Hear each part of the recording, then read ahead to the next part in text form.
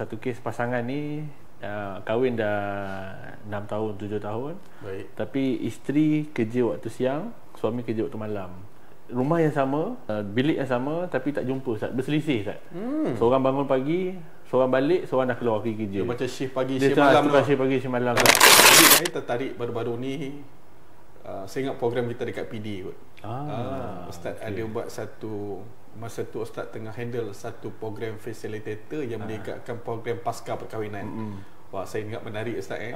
Yang saya tak boleh lupa Ustaz sebut, pasangan tu peluklah, dia kata biar kami rasa cemburu sikit. Itu ayat mahal ni Ustaz kan. Jangan bagi kami, tak silap saya dengar ayat Ustaz kata, biar nampak kami menyampah sikit tengoknya. Betul. Betul kan?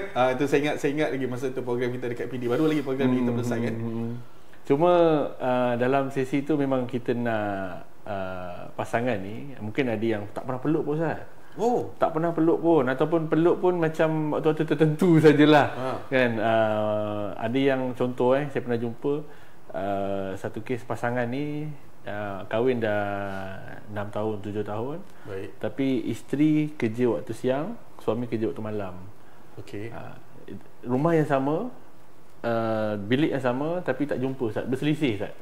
Seorang bangun pagi, seorang balik, seorang dah keluar pergi kerja. Dia macam shift pagi, Dia shift malam. tukar shift pagi, shift malam, Ustaz. Jadi dalam program tu, Ustaz, 3 hari kita duduk dekat hotel. Itulah momen yang paling best. Dia rasa tenang, tak ada siapa kacau, tak pergi kerja. Dia dapat momen yang sangat best, Ustaz. Yang tu bulan madu dia lah tu. Itu kira bulan madu lah. Jadi bila kita tanya dia apa perasaan dia, dia kata, Ustaz, kami ni dah dekat 3-4 tahun asing-asing. Maksudnya kadang jumpa sekejap-sekejap lah. Tak ada masa bersama, Ustaz. Quality time tu tak ada. Jadi kita pastikan dalam 3 hari tu masa dia sangat-sangat berkualiti untuk kita. Sebab tu bila kita sebut peluk-peluk, usap-usap, picit-picit, bagi orang menyampah, bagi kita menyampah, meluat, nak muntah pun, Ustaz. Ya betul. Bagi dia rasa seronok lah, alhamdulillah. Podcast